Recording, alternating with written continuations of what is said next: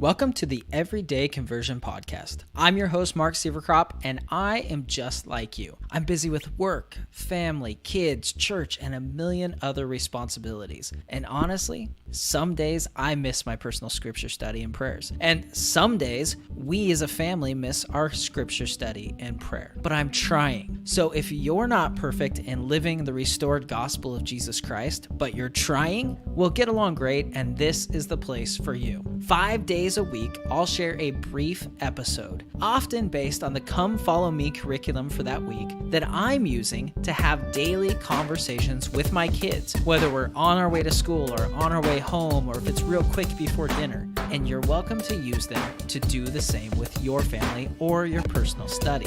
Just know that the views and opinions I share are mine alone and do not represent the official doctrine and viewpoint of the Church of Jesus Christ of Latter-day Saints. Now let's jump right in with today's episode.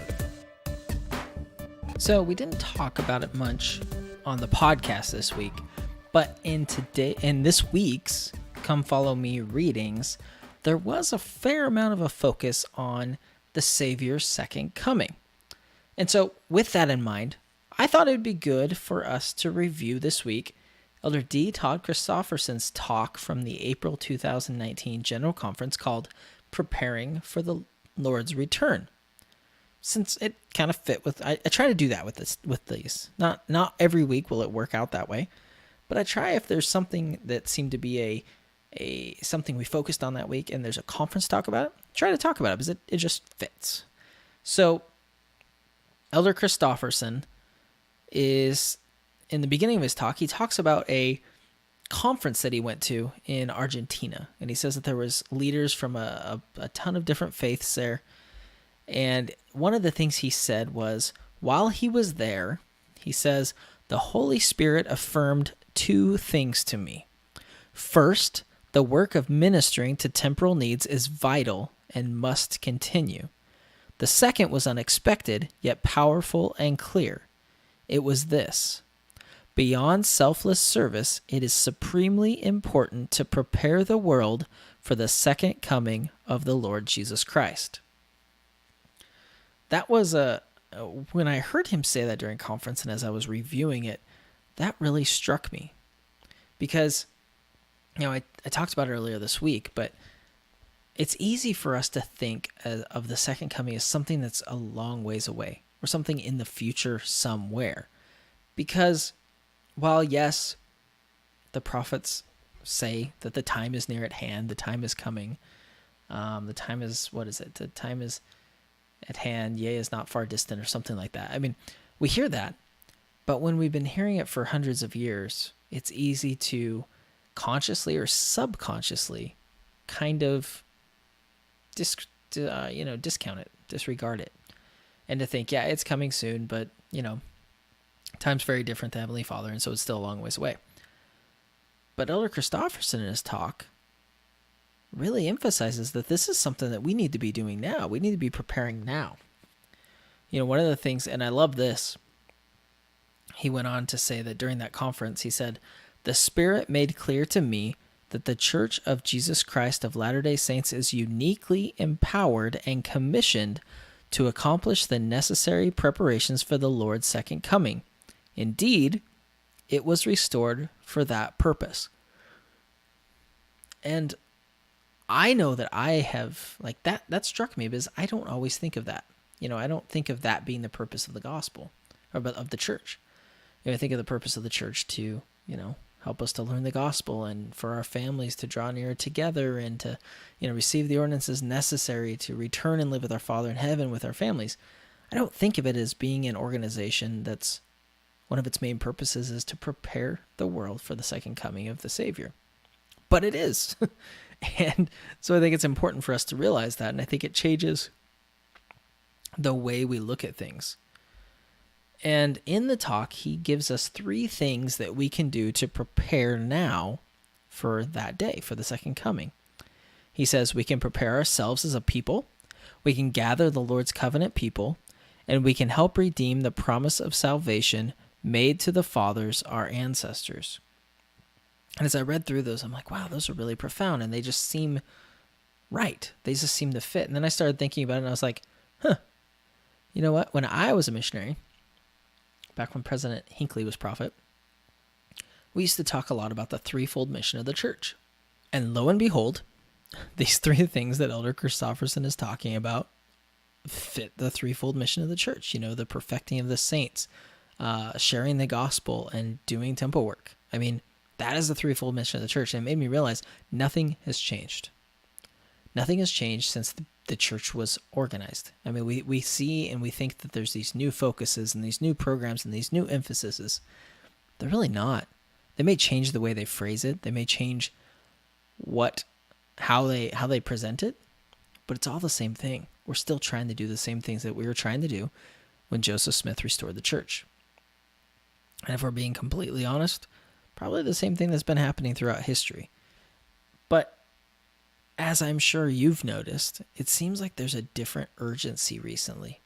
It seems like there's just a different pace that's happening. And I think that's what Elder Christofferson is trying to get us to realize is, this is our job. This is what we need to do. We need to prepare the earth for the second coming. We need to prepare us individually. We need to prepare our families. We need to prepare our wards and our branches. We need to prepare our communities.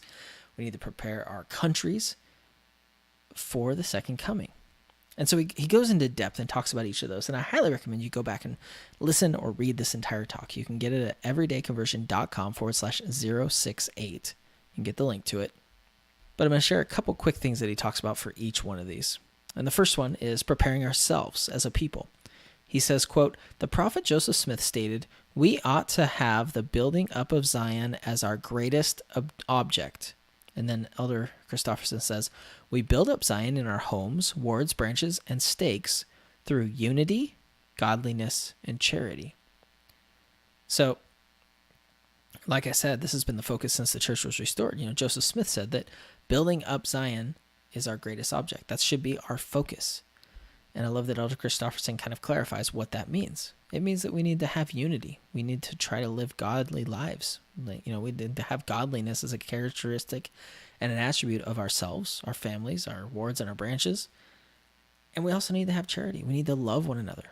We need to love and serve. A couple weeks back, we reviewed Elder Cook's talk, and he talked about how loving God and loving our neighbors is really the whole purpose of the gospel. And that's exactly what Elder Christofferson and the prophet Joseph Smith were talking about as well.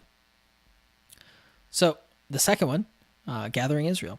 He says, Elder Christofferson says, quote, "President Nelson has repeatedly emphasized that the gathering of Israel is the most important thing taking place on earth today. Nothing else compares in magnitude, nothing else compares in importance, nothing else compares in majesty, and if you choose to, you can be a big part of it."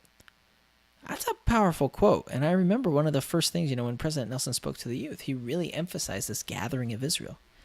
And again, it seems like that's something, at least since I joined the church, that was more of an intellectual thing that was discussed. It wasn't like we're actually doing it. Now I know we were, but it was like it was an overarching kind of so big and so broad that it was hard to grasp. It was hard to feel tangible, because it was just so big. And it feels like President Nelson has really pulled it down and really narrowed that focus and helping us to understand what it means to gather Israel and how we can do it. And I love that he's, addressing the youth and pointing out to them how they can help be a part of it, because we all have to be a part of preparing the earth for the second coming. And the third one is redeeming the dead. And, President Elder Christofferson quotes and talks about how Elijah came and appeared to the prophet Joseph and how he restored the keys of temple work and the ability to do that. And I think we've seen that with, some of the changes that have been made in the last few years with the temples. They're really hastening that work, deacons and young women being advanced and able to go to the temple earlier, being able to go at the beginning of the year that they turn 12. For my daughter, that means she gets to go to the temple 9 months earlier than she would have otherwise. That's awesome. That's so exciting. The changes of allowing priests to do baptisms in the temple, all these things that are happening, the temples that are being built, the changes and the focuses of the temple work, all the things that are happening really do lend themselves to more temple work. All the technology, the indexing, the apps, all the things that we have that allow us to do more temple and family history work. It's exciting. It's fun. And that's one of the ways that we will redeem Israel. One of the ways that we will prepare the world for the second coming. And at the end of his talk, he says this, and I want to finish with this. He says, "This great and last dispensation is building steadily to its climax, Zion on earth being joined with Zion from above at the Savior's glorious return. The Church of Jesus Christ is commissioned to prepare and is preparing the world for that day." And he says, "Let us be about building up Zion to hasten that day." It seems like I'm hearing this more and more where they're saying, look, we're getting closer. Like, just be aware, we're getting closer. He talks about how it's building steadily to its climax, which is the second coming. So I have two questions for you with regards to that. And again, I encourage you to go to everydayconversion.com/068 to get the link to this conference talk from Elder Christofferson. And I encourage you to listen to it or read it and study it. But the two questions. First off, he talks a lot about Zion in this talk. And I encourage you to listen to the whole talk because there's a lot I didn't share. But the first question is, what does Zion mean to you? And the second question, what can you do now, meaning today, to help prepare the world for Christ's return? And as you answer that second question, I really encourage you to literally think about what you can do today. What is a specific thing you can do to fulfill one of those three purposes? Either preparing yourself and your family, gathering Israel, or redeeming the dead. What can you do? What is one specific thing that you can do? Don't make it intellectual. Don't make it fuzzy and feel good. What is an actual thing you can do today? So the two questions, one more time, real quick for you. What does Zion mean to you? And what can you do now, meaning today, like the day you're listening to this, to help prepare the world for Christ's return? All right, that's it for today. Now, I know you want to hang out with me longer, but we both have a ton of things to do today, including living the gospel and trying to be like Jesus. Cue primary children singing. I'm trying to be like Jesus.